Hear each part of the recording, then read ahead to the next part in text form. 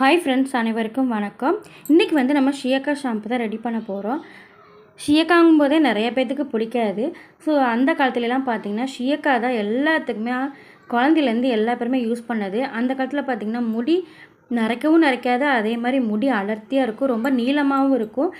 பொடுகு பிரச்சனை இதெல்லாம் இருக்கவே இருக்காது, இளநரை பிரச்சனை சுத்தமாக இருக்கவே இருக்காது. ஆனால் இப்போ உள்ள பசங்களெல்லாம் பார்த்திங்கன்னா ஒரு 10 வயசுலேருந்தே இளநரை ஸ்டார்ட் ஆகிடுது.